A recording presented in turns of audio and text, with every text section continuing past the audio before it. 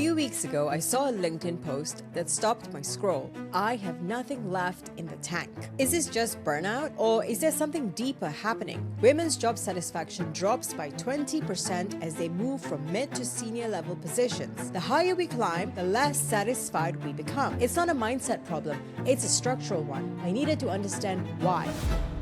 The Careerist is for women who've already succeeded and are now asking what else, what next, what's actually mine. Whether you're leading inside a company, building your own, or somewhere in between, rewriting the rules as you go.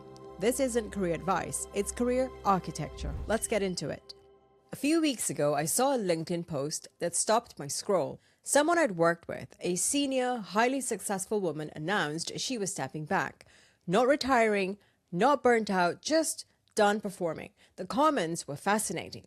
Half were, yes, finally, someone said it, and the other half were defensive, almost angry, like she'd broken some unspoken rule. And I thought, we are not okay. Not her, us, collectively, because she's not alone, is she? Jacinda Ardern, New Zealand's first female prime minister, refused a second term despite being the front runner. Her explanation? Was it scandal or failure? She said, I have nothing left in the tank. A prime minister. Saying out loud what millions of women are whispering to themselves. So I started asking, is this just burnout? Is this just high achievers having a moment? Or is there something deeper happening? I pulled the research, and what I found was, honestly, it was validating and devastating at the same time. It turns out career satisfaction follows a U-shaped curve. It peaks early in your career, it dips hard during mid-career, and only recovers later on in life. That's from a University of Surrey survey published just last year. And I thought, okay, so the dip is real. It's not just me feeling this. And then I found the gender split, and that's where it gets uncomfortable because, according to the Conference Board's most recent data, women's job satisfaction drops by 20% as they move from mid to senior level positions. And men's, it stays flat. Let me say that again. The higher we climb, the less satisfied we become. Not them, just us. So the thing Ardern felt, the thing that women felt on LinkedIn, the thing that you might be feeling right now, it's not a mindset problem, it's a structural one. And once I saw that, I couldn't unsee it. I needed to understand why. My Instagram has been full of those 2016 versus now comparisons lately. Same women, same ambition, very different energy. 2016 was peak Girlboss era. Lean In was still the gospel. Sophia Amoruso was on the cover of everything. The wing had just opened and we all thought, this is it. We've got it figured out. The narrative was clear. Stay visible, say yes, keep climbing, play the game. Play it better than they play it, and eventually the system meets you halfway. For founders, the message was similar. Hustle, scale, bootstrap your freedom. Bet on yourself hard enough and you'll beat the system. There was an optimism to it, maybe a naivety. And then the wing closed. Amoruso's company imploded. Sheryl Sandberg quietly stepped back from Meta. The women who told us to lean in started leaning out, and not always by choice. But here's what no one said at the time. It wasn't them. It was the architecture they were leaning into. Because I started looking into when this model was actually built. And honestly, it made me angry. The corporate ladder, the hierarchical structure that most companies still run on today, dates back to 1947. That organizational model underneath it was designed in the 1920s, and the world it was built for, it was in the 1950s, where 70% of families lived on a single income. Nearly 65% had a working husband and a wife who didn't work. That's the system. That's what we inherited, a career model designed for a man with a wife at home, managing everything else. And it hasn't fundamentally changed. We've changed. The model hasn't. What were you doing 10 years ago? In 2016, I was fresh in my mid-career reckoning. I'd moved to Scotland, quit my consulting job at Deloitte, and stupidly listened to my husband who encouraged me to do a master's degree. While I hated it, I didn't know what else to do, so it felt like the next best thing. I spent the next few years spiraling from one thing to another because I had no idea what was next. I didn't want to go back to a 60-hour work week. I was done with that. I didn't want to pretend I fit back into an employee role. But I was also afraid of starting a business because the upside seems so small compared to a steady, lucrative paycheck. And here's the thing about that paycheck that eventually stops working. There's a famous piece of research from Princeton, Kahneman and Deaton that found day-to-day happiness plateaus above a certain income. Everyone quotes it, but last year they published a follow-up that's even more nuanced and honestly more depressing. What they found is that for the unhappiest 15% of people, more money genuinely stops improving how they feel once they hit the $100,000 mark. The hedonic treadmill is real. Each rung of the ladder delivers less than the one before. My salary went up 15% in the 2 years at Deloitte, and it did nothing for me. Not because I was ungrateful, because the system had already broken and the money was just a better lock on the same cage.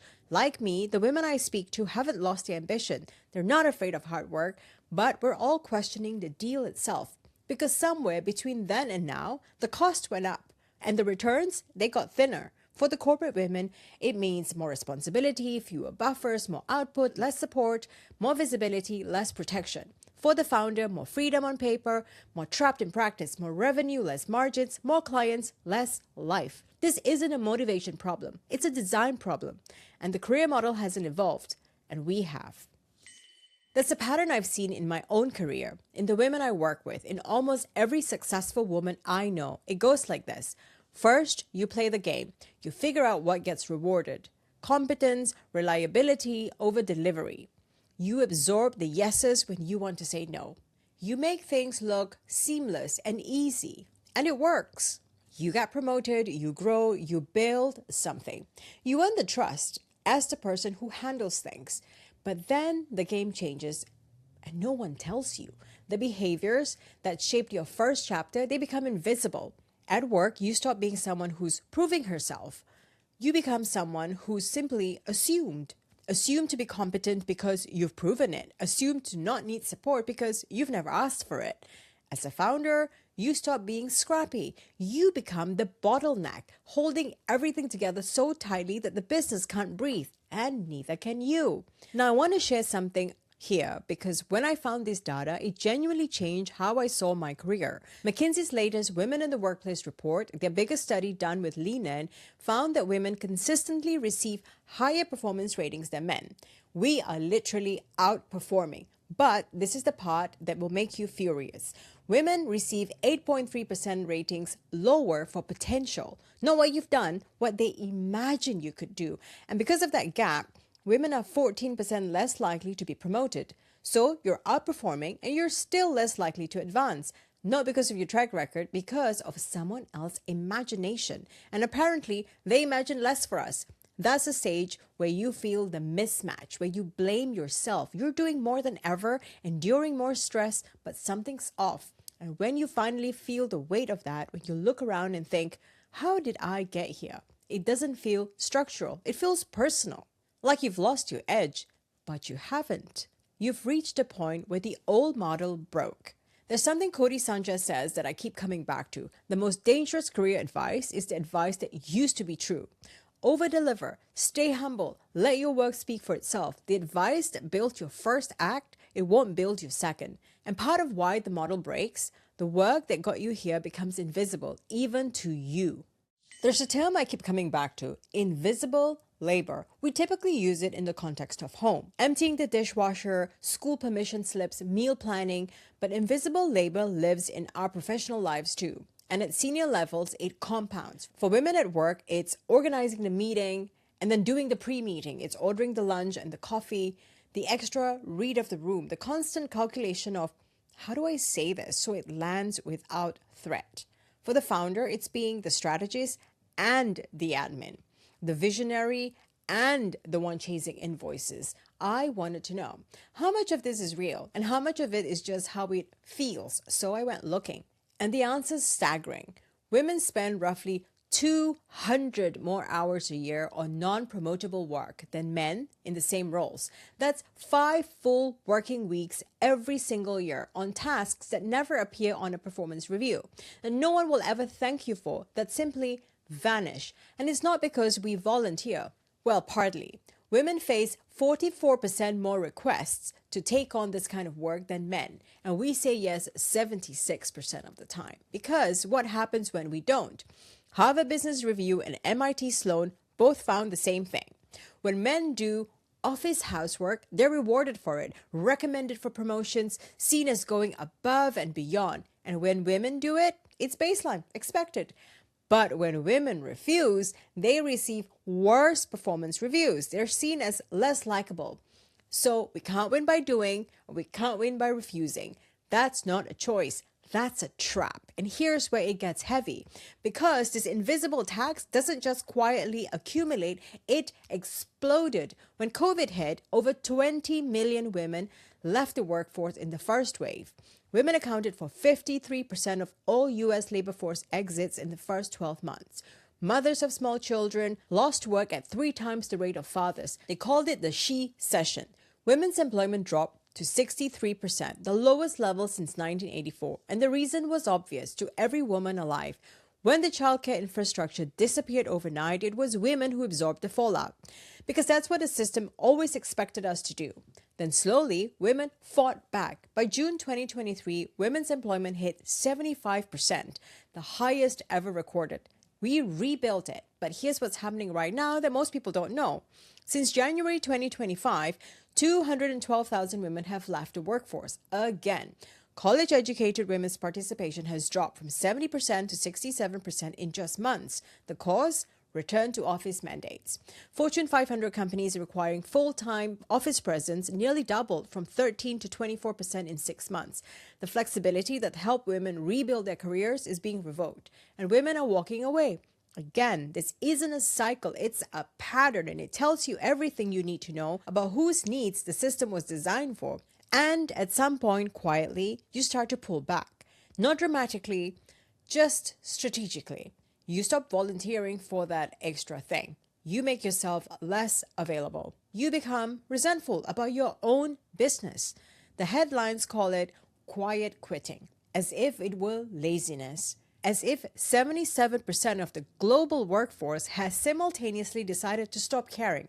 Gallup studied it extensively, and what they actually found was this. It wasn't laziness. It was lack of clarity, insufficient growth, feeling uncared for, disconnect from purpose. It was a structural misalignment dressed up as a character flaw. That's not quiet quitting. That's strategic recalibration. And it might be the smartest thing you've ever done. So where does this leave us? Not with a 5-part framework, not with a pep talk about finding your passion, definitely not with advice to just set better boundaries, but with a reframe. Here's what I've come to believe, and I want you to sit with this. Your career isn't failing. It's asking to be renegotiated. Not with your boss, not with your clients, not yet. With yourself. Most of us built our first chapter on momentum. One thing led to another. You said yes because it was there. You climbed the ladder because it existed. You measured progress by something arbitrary. Titles, revenue, your parents' inherited beliefs. And momentum works until it doesn't. Mid-career is the point when momentum runs out of road. Not because you've stopped moving, but because you've started asking different questions. Not what's the next step, but why am I on this path at all? Not how do I grow this, but what am I actually building, and is it mine? These questions feel destabilizing. From the outside, they look like doubt or failure or a loss of direction. But they're not.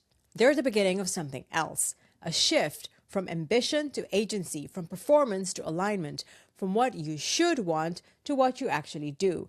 And here's one more piece of data I want to leave you with, because it reframes the whole conversation. McKinsey found that when women receive the same career support as men, sponsorship, clear advancement paths, manager advocacy, the so-called ambition gap disappears completely. It's not that women lack ambition, it's that the system doesn't reward it equally. We're not the problem. The architecture is. We're more educated. For the first time in history, women globally are more educated than men.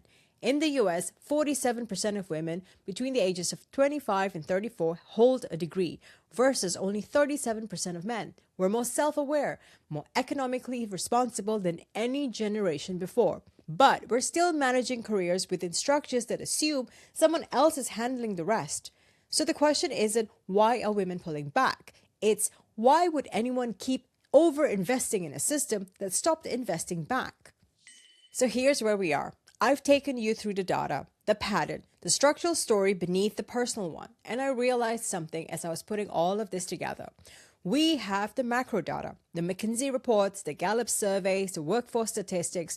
They tell us what's happening.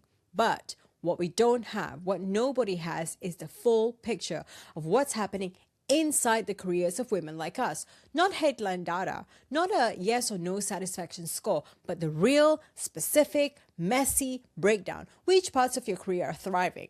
Which parts are starving? Where are you genuinely fulfilled and where are you just performing? So I'm going to find out. I've designed something called the Career Happiness Wheel. It maps your career across 10 dimensions, everything from reward, progression, leadership, mentorship, and so forth. Because every woman's wheel looks different depending on what season of life she's in. And no one's ever mapped it like this. I'm sending it to 100 women. Real careers, real data, no filters, and I'm going to share what comes back. Not just the numbers, the comments, the patterns, the things women are willing to say anonymously that they never post on LinkedIn. If you want to be one of these 100 women, the link is in the description. It takes 5 minutes. Just be honest. Your wheel doesn't have to look like anyone else's, because here's what I believe. The first step to redesigning something is measuring it. And nobody's measured this, not like this. Not for women like us. Nothing's wrong with you. You're just mid-reckoning. And the reckoning isn't the end of your career. It's the beginning of something different, a different relationship with it. One built on agency, not momentum. Intention, not obligation. Choice, real choice, instead of inherited scripts. That's what the careerist is here for. Not career advice, career architecture. For women who've already succeeded and are ready to decide what success actually means now. If that's you, stay with me. Next episode, I'm breaking down what happens when competence becomes a cage, the golden handcuffs that keep you trapped in excellence. And I'll have the first results from the Career Happiness Wheel. I'll see you there. You've been listening to The Careerist, where careers meet culture. If this landed, share it with one woman who needs to hear it, and subscribe wherever you're listening or watching so you don't miss out on what's next. I'm Natasha. I'll see you inside the next one.